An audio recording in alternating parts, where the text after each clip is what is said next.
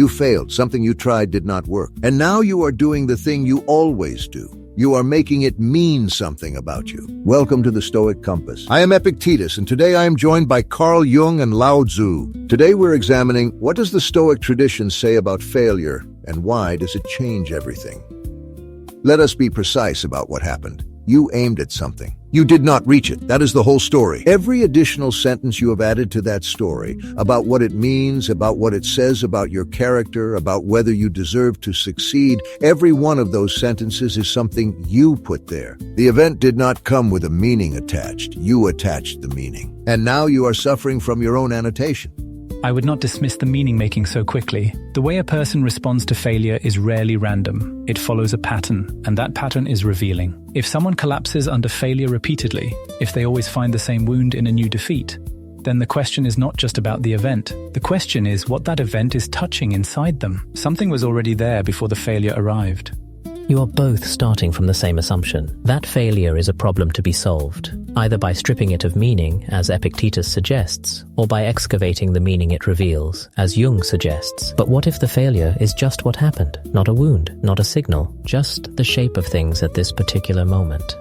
That is not the same as what I am saying. I am not telling people to ignore failure. I am telling them to look at it accurately. There is a difference between what is in your control and what is not. The outcome of most attempts is partly not in your control. The quality of your effort, your judgment, your response, those are in your control. When you collapse under failure, you are punishing yourself for something you never fully owned. You are treating the outcome as if it were the verdict on your worth. And yet the collapse itself is information. When someone is devastated by a failure that, on its surface, seems proportionate to bear, when the response is far larger than the event, that disproportion is worth examining. The ego does not shatter from ordinary setbacks. It shatters when a setback strikes something the ego has been secretly depending on, a hidden self-image, a belief that was never examined. The failure did not create the fragility, it found it.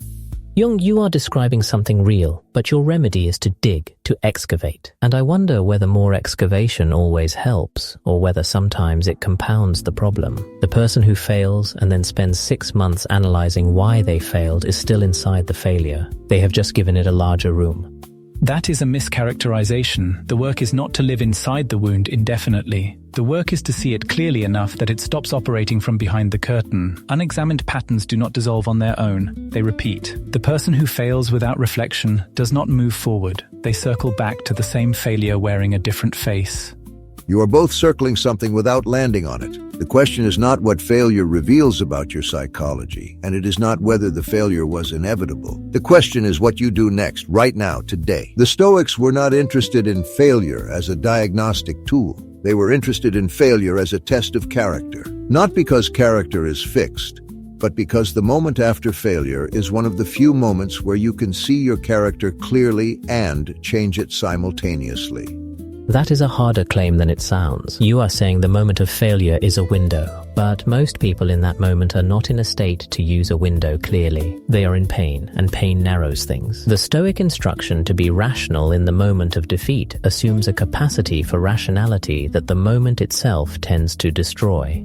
Then the work is done before the failure. That is exactly the point. The Stoics practiced what they called premeditation, imagining setbacks in advance, not to produce fear, but to produce readiness. If you have already rehearsed losing, then when you lose, you are not ambushed. You have been there before, in your mind, and you know that you survived it. The failure lands on someone who was prepared to receive it.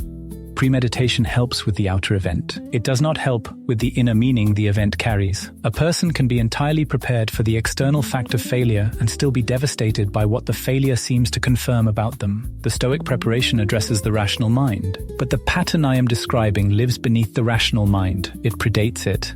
There is something underneath both of your positions that I want to name. You are both treating failure as fundamentally opposed to success, as the thing that should not have happened and now must be managed or understood. But perhaps that opposition is itself the distortion. A thing fails to take one shape and becomes another. That is not tragedy. That is just movement. LAOZI, I respect that view, but I will not let it become a reason to stop acting. The person who has lost their business, their position, their work of years, they cannot simply observe that things have taken a different shape. They have to rebuild. They have to decide what to do next. The Taoist reframe, if it stops at observing, becomes a sophisticated way of standing still.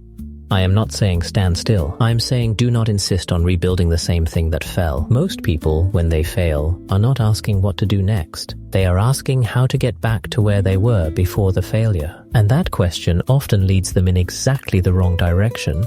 That is closer to what I'm saying than either of us has acknowledged. The pattern beneath a repeated failure is often a demand that reality conform to a particular image of oneself. The person fails and their first impulse is to restore the image, not to question it. And so they reconstruct the same conditions that produced the failure in the first place, because questioning the image feels more dangerous than repeating the loss.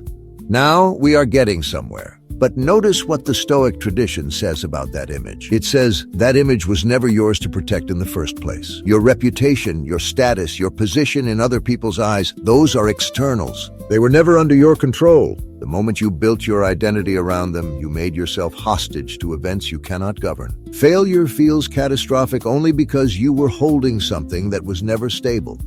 And yet you still want the person to act, to rebuild, to decide. So the image must matter enough to have pursued it, but not enough to protect it when it falls. That is a very narrow gate you are asking people to walk through. It is the only gate there is. You act because the action is yours to take. You do not act to secure an outcome that was never guaranteed. That distinction is the whole thing. Most people collapse under failure because they had been acting for the outcome, not for the action. When the outcome fails, there is nothing left. But if you acted for the quality of your effort, the integrity of your judgment, the honesty of your attempt, then the failure takes nothing from you that was truly yours. I will grant that distinction its force, but I want to stay with the person who cannot make that distinction yet.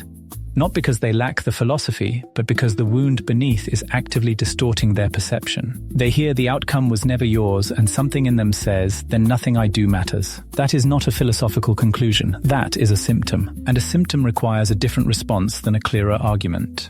What you are both describing is a person who is at war with what happened. Epictetus says the war is unnecessary. Clarity dissolves it. Jung says the war has roots that clarity alone cannot reach. I am wondering whether the war itself is the point, whether some people have organized their entire sense of motion around resistance, and without the failure to resist, they would not know how to move at all.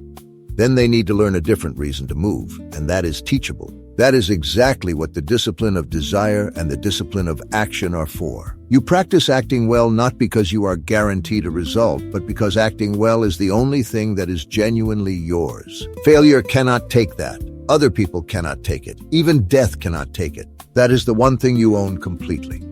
And I would add, you must also see clearly what you are actually pursuing. Not what you said you were pursuing, what you were actually pursuing. Often those two things are quite different. A man says he wanted to build a successful company, but what he actually wanted was to prove something to his father. When the company fails, he is not just grieving a business. He is grieving a verdict that never came. Until he sees that, he will not understand his own suffering, and he will repeat it.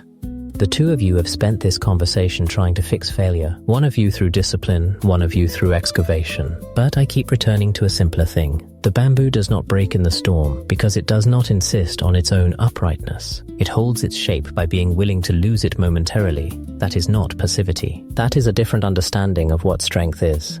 That is a useful image, but bamboo does not have a choice. We do. And the choice, the specific, concrete, behavioral choice of how to meet a setback, that is where this conversation must land. Otherwise, we are just talking beautifully about something no one knows how to use. All of this argument, and we have not said the one true thing yet. The debate is real. The question underneath it is simpler. Here is what the Stoic tradition says about failure plainly. Failure is not the opposite of a good life. It is a frequent feature of one. Every person who has ever tried something real has failed at something real. The Stoics did not treat failure as an anomaly to explain. They treated it as a test to use. The test is this: when the outcome goes against you, what remains? If what remains is your judgment, your effort, your honesty, the quality of your attempt, then failure has taken nothing that was truly yours. If what remains is nothing, it means you were building on ground that was never yours to build on. You were betting your worth on an outcome you could not control. And that is the error, not the failure itself. This is not a comfort. It is a correction. The Stoics were not interested in making you feel better about losing. They were interested in making sure you knew what you were actually wagering. You control the attempt. You do not control the result. The moment you confuse those two things, you have made yourself hostage to the world. And the world is not a reliable guarantor. What failure reveals, when you look at it clearly, is where you placed your identity. If the loss of a thing destroys you, you had built yourself inside that thing. Now you know. That knowledge is the only thing failure owes you, and it is enough. Today, try this. Name one failure you are still carrying. Do not try to reframe it or resolve it. Just ask one question. What did I believe had to happen in order for me to be okay? Write down the honest answer. That belief is what you are actually examining. The failure just showed you where it was. The outcome was never the point. It was never in your hands completely, and it never will be. What is in your hands is the quality of your next decision, how honestly you make it, how clearly you see what it is and is not yours to carry. Failure is not a verdict. It is a location. You know where you are now. That is enough to take a step. Take it. If today's conversation has served you, take it further. Pay Attention by C. Tribune, 12 Lessons in the Practice of Seeing Clearly, available now on Amazon.